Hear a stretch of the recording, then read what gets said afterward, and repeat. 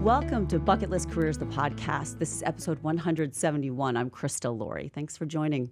In studio today with me is Tina Walsh. She is founder and owner of the Lavish Gardener, specializing in floral design and installations, landscape and hardscape design, and bespoke holiday decor. It's a pivot she pulled off during the pandemic, and we're going to dig into that in a little bit. Thanks for coming in, Tina. Thank you so much for having me. This is going to be fun. I know we've been trying to plan this, and I really am excited to share your journey because I know so much about you from social media. We're neighbors, and you have just a really interesting journey. So let's dial it back first to where you began. I know it was in fashion. You didn't start out as the Lavish Gardener. So let's walk us through. So I moved to New York right after college, and I was able to get a internship at Glamour magazine. So I started off at Condé Nast, and it was such an incredible experience.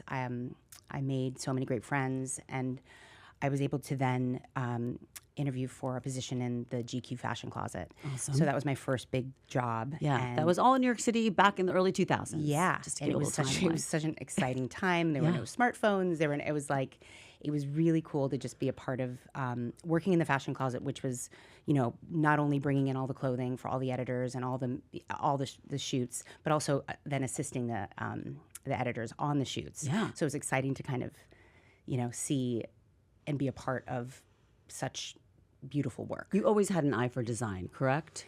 Yeah, it's funny. I never really thought that I would go into design in those days. I was really just excited to kind of be in the fashion department and kind of working with the clothes, and then it all kind of happened organically, and later in my career. Yeah, and you worked for big names, GQ, Harper's Bazaar, Nylon. You were the senior accessories editor at 17 magazine.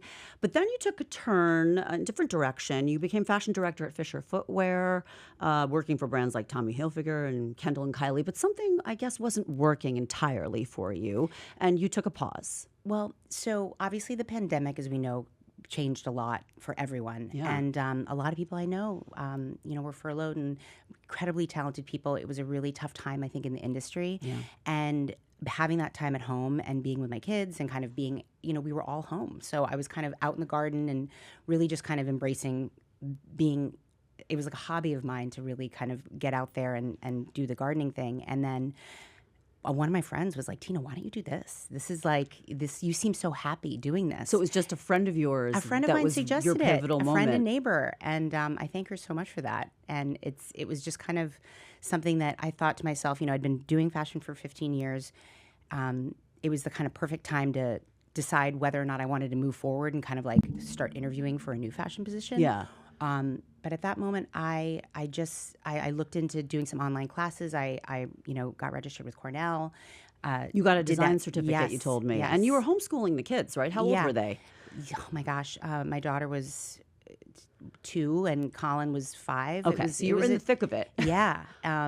But we got it done, and then it just kind of, I started the Instagram, and then eventually I started working on a website, and then just got out there and started working, and it was kind of a word of mouth thing to begin with. I was going to say, it And just takes local. one client, Right. and who talks to another, and who talks Yeah. to another. And it really took off, and then at that time also, everyone was doing, because of COVID, everyone was doing these outdoor spaces. Yeah. So everyone wanted to do it was that floral installation trend. So, the first one I did was in Rye, and then we did one in Greenwich. And so it was a combination of doing the landscaping, but also doing the installations, which kind of led me into more like combining florals with also planting and then design, because then I'd have clients be like, well, wait a minute, what kind of, should we do planters out here? Should we do, what kind of umbrellas, is lighting? So that's where that kind of all came into play. Yeah, explain exactly what you're doing with Lavish Gardener, because it is a bit of a hybrid business model, right? Yeah. You're doing hardscape, Yeah, landscape, but also holiday installations and floral. Yeah, so because it's a nice combination. Because it's a seasonal business, Yeah. I started to kind of think to myself, okay, when it's too hot to plant, we're in down season, what can I work on? Yeah. And the holiday decor thing also came through with COVID because, people weren't traveling.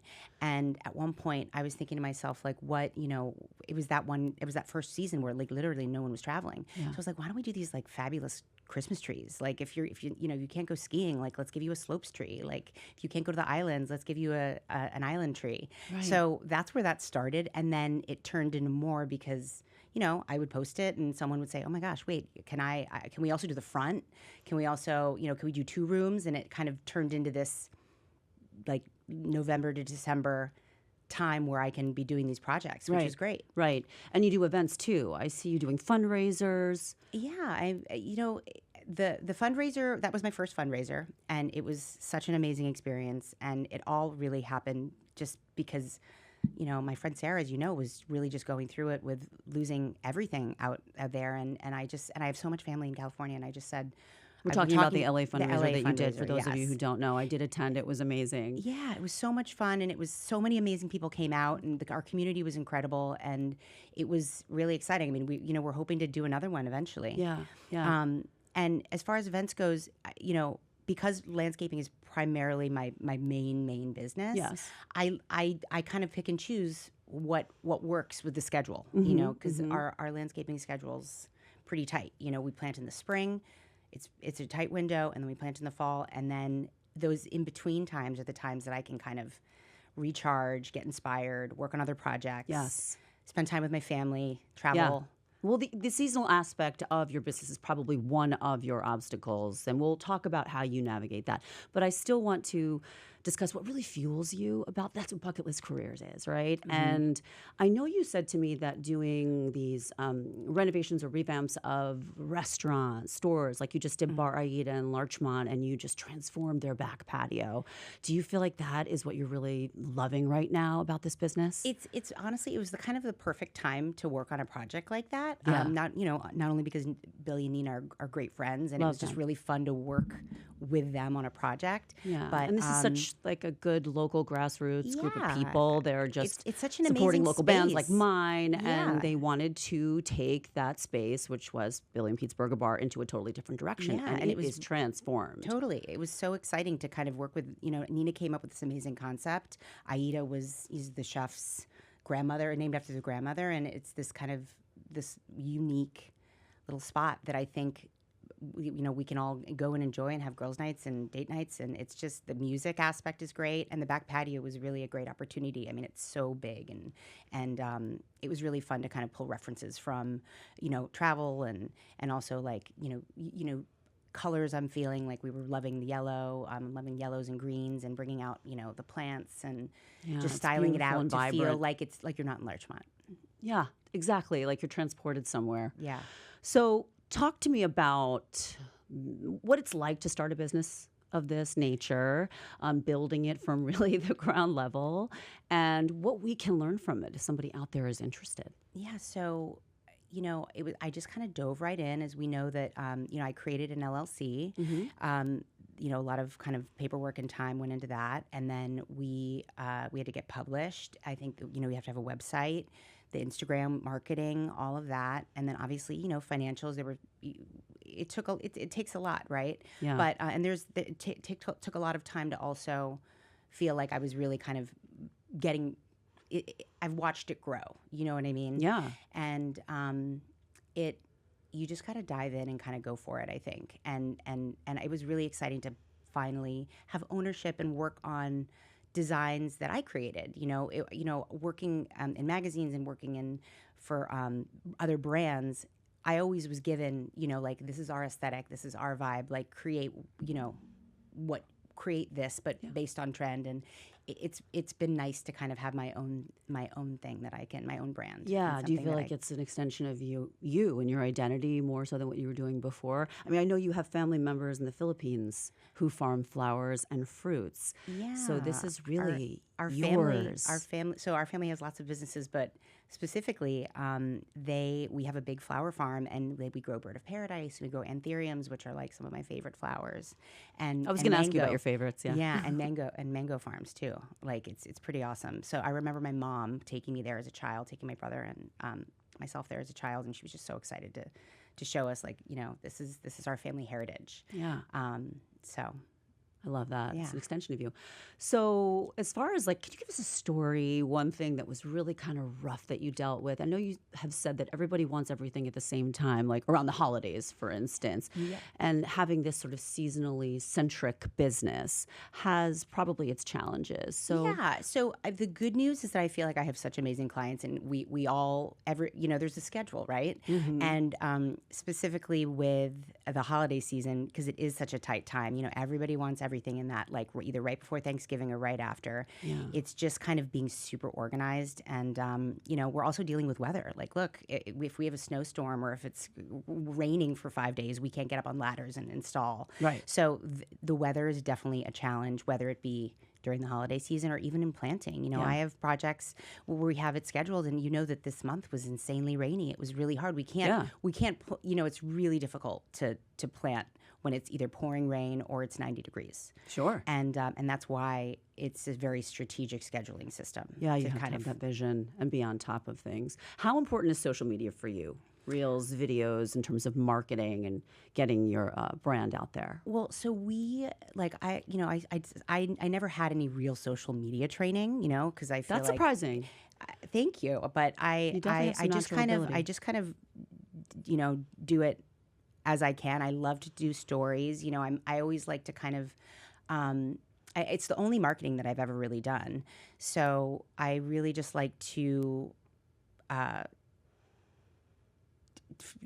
As I'm doing the job, document it. Right. And I love doing the before and after. There's a lot, like one of the things that a lot of the projects that I work on in landscaping are kind of, let's start fresh.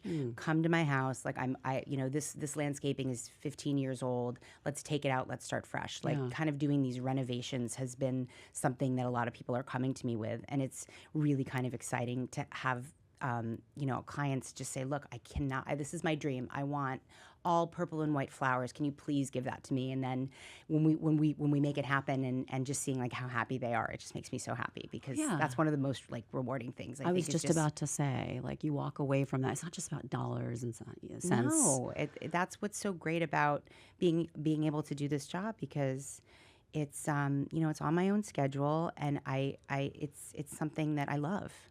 And you get to collaborate with cool interior designers. Yeah.